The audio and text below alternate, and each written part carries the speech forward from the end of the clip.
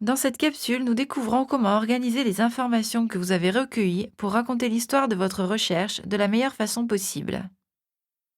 Il est nécessaire de tenir trois éléments bien au clair: la structure narrative de votre projet, le point de vue à adopter et le format que vous souhaitez utiliser. Voyons tout d'abord la structure narrative. Il s'agit d'un choix stratégique extrêmement important. Identifiez les trois moments principaux de votre projet, les trois actes de l'histoire que vous voulez raconter, comme s'il s'agissait d'un film ou d'un roman. Quel est votre point de départ? Qu'avez-vous découvert et quelles réponses avez-vous trouvées? Cela vous permettra d'avoir un parcours clair. Le premier acte de chaque narration décrit la situation de départ. Il s'agit du moment initial de votre récit, qui marque le début de votre voyage éducatif. En remontant au début de vos activités, posez-vous les questions suivantes. Quelle est votre situation de départ? Quels sont les éléments qui l'ont déclenché? Par exemple, quelles raisons ont motivé le choix de votre projet? Pourquoi ce thème et ce projet en particulier sont-ils importants pour vous? Comment avez-vous identifié la question de recherche, c'est-à-dire le point central de votre enquête? En bref, vous devez décrire l'incipit de votre histoire et de votre recherche. Le deuxième acte de la narration est le déroulement. La trame se développe. C'est le moment de l'action. Les protagonistes, c'est-à-dire vous, s'activent pour trouver les réponses aux questions initiales à travers un véritable travail de recherche. C'est à ce moment que vous partez à la recherche des réponses à vos questions, que vous trouvez et analysez des données et que vous recherchez les données manquantes grâce à l'expédition de suivi. Vous devez donc identifier les étapes qui se suivent, les moments charnières qui ont permis ou permettront un avancement par rapport aux questions initiales, les éléments que vous avez choisi de suivre de plus près durant votre visite. En bref, racontez les moments saillants auxquels vous avez fait face dans votre travail de recherche.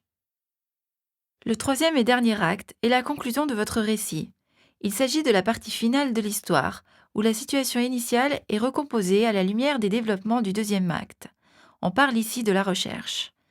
Le matériel rassemblé, les analyses réalisées, les témoignages et les rencontres durant la visite de suivi vous permettront d'apporter une réponse à la question initiale. Le problème initial a-t-il changé de forme et de taille ou avez-vous trouvé une confirmation? Avez-vous découvert de nouveaux détails et de nouvelles informations qui ont permis une meilleure compréhension? Vos doutes ont-ils été dissipés? En bref, quels résultats avez-vous obtenus avec votre recherche? En plus des trois actes de la structure narrative, il est important de choisir le point de vue à utiliser pour raconter une histoire. Le type de narration dépend du point de vue adopté. En effet, une histoire varie en fonction de la personne qui la raconte. Il est donc essentiel de choisir le point de vue à adopter pour votre récit et le type de narrateur. Si vous êtes le narrateur et que le point de vue de la narration est le vôtre, racontez l'histoire comme si vous étiez en train de la vivre personnellement en décrivant votre histoire à chaque passage. Par exemple, c'est vous qui admirez ce paysage de montagne en ce moment même. L'objet de la narration peut aussi être vu par une tierce personne. C'est un récit à la troisième personne, où le narrateur raconte les faits comme un observateur externe. Par exemple, ce n'est plus vous qui admirez directement le paysage. Au lieu de cela, vous observez un homme qui admire le paysage et vous devez raconter l'histoire à la troisième personne, comme des narrateurs qui observent les faits d'un point de vue externe. Dans les deux cas, il est important de choisir qui raconte l'histoire. Par exemple, vous pouvez raconter l'histoire vous-même. Sinon, vous pouvez choisir de donner la voix à un personnage pour qui raconter l'histoire de votre recherche a plus de sens du point de vue de la communication. Par exemple, si votre recherche concerne une intervention dans le domaine du tourisme, vous pouvez prétendre que le personnage est un touriste dans votre ville ou vous pouvez raconter votre récit sous la forme d'un journal personnel. Enfin, il est crucial de choisir le format de votre narration. Afin de choisir le format le plus adapté à votre histoire, vous devez partir du matériel rassemblé et faire des choix. Par exemple, quel support de communication souhaitez-vous utiliser pour diffuser votre histoire?